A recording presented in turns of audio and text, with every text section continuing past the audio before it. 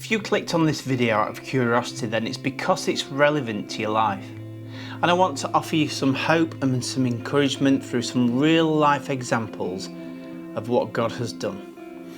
If you're at that point in your life when you think there's wasted time behind you and you've lost months and years, and when you look around and compare yourself to other people that you're just so far behind, and just remember, God's timing is different to society's.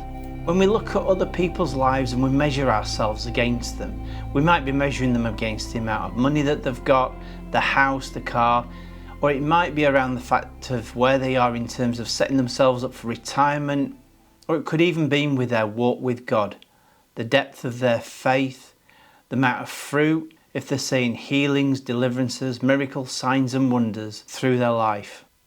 What we need to do is stop judging ourselves in comparison with others. We need to stop worrying about what the world says we should do. It says we should get married, we should have kids, we should get a house, we should get cars, set ourselves up for retirement with investments, or even from a Christian level, where's our faith? Where's the fruit in our life? Where are we at discipling nations? Where are we at seeing miracles and the power of the Holy Spirit in our life? Where are we at hearing from God? It's dangerous to compare ourselves with other people. But we need to remember, God has a plan. God has a timing. Just for a moment, let's look at Colonel Sanders, the person who created KFC. Throughout his life, he saw some success. He came up with the ingredients for chicken. He had a restaurant. He struggled to keep that restaurant open. He struggled to keep afloat. And when you looked at where he was in his life, up to through his middle age, then he was way behind maybe where lots of other people were. And in 1952, when he was 62 years old, he franchised KFC. And then fast forward 8 years after he'd been franchising, up to 1960, and he was still struggling. He got franchises up and running, but he couldn't draw a salary out of the business. He was travelling the country, working really hard. And finally, in 1964, he sold KFC for then $2 million, which is now $20 million in today's money. And at this point, he was 73 years old. But as we know, it's not about the money. It's about our relationship with God and relationship with Jesus. And at the age of 77, he gave his life to Jesus. And why did he give his life to Jesus? Because he felt unfulfilled and that he couldn't find peace in his life. And he said at 77, when he gave his life to Jesus, for the first time in his life, he experienced peace. And from 77 years old, he actively engaged with the church and with missions, supporting lots of people. So in 1960, when he was 69, his life didn't measure up very well against those around him. When we compared him to what the world has defined as success, he didn't measure up very well. But by the time he died at the age of 90, in all aspects of his life, he had measured up and he'd found Jesus and he'd gone on to eternity. And God had a plan.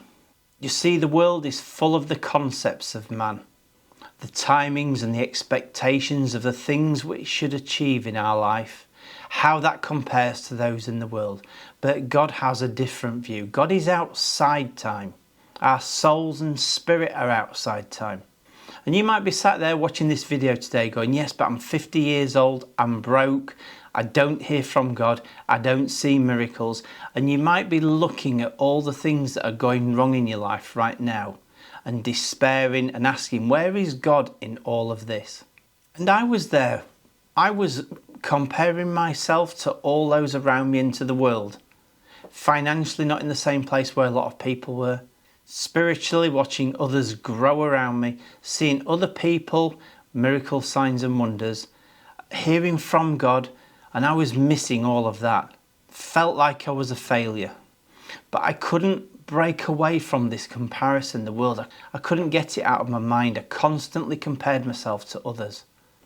And in the end, one day, God brought a seismic shift into my life. It was like the book of Job. Things were just completely taken apart. I was stripped away of things. And in those times, there was plenty of pain. And it was quite easy to ask, Where is God in all of this? And at that point, you might be like me. You might be looking at it and going, your life plan seems to be completely off track to that of the world and that of God. It looks outside the limits that the world has placed on it. That you feel like you've lost 10 years to addiction, 10 years to a relationship, you've lost 10 years to financial disaster and ruin. And you sat there going, how am I going to get that time back? How am I going to catch up? And I certainly was asking those questions. And I couldn't see where God was in all of that. But you need to remember that this time that you think you've lost is not wasted. It actually becomes part of God's plan. The important thing is how we react to it. I mean, just imagine you run for a train, you're going to an important meeting. You get down to the train platform and you miss the train by 30 seconds. So you're on the platform, the train has gone, you're going to be late for your meeting. And it's quite easy to react and to go, I've wasted time. Or if I'd have just done this to get the train on time, got up 10 minutes earlier, and we can react by it, kicking around, scrolling through our phone, getting angry, getting upset about the fact that we missed the train. Or we can just think about it for a second and think, maybe this is something that God is in. There's an opportunity. It may be that you've been praying for something. You might have been praying to meet the right spouse, and the next person that comes and speaks to you might be the person that God's lined up to be your wife, your husband. And if you're in a really bad mood and you're snappy and you're reacting to those circumstances, then you might actually not fulfill your potential of marrying that person because you might put them off with your reaction. And what becomes important is how we respond in those moments, how we react in those times when we think that we've lost something, that we've lost time. So what we need to do is look for the opportunities for God to do something in those times. It's about having faith and trusting God about what comes next, because you might have missed that train on purpose for God's purposes to be fulfilled. And likewise, when I was stripped of everything and I went through all the pain of that seismic shift in my life, it would be easy to react to that and to look at that and look at all the things that went wrong, the time that I lost, how it might have put me back in my walk with God for 10 years. But in that period of time, I looked for the opportunities where God was speaking.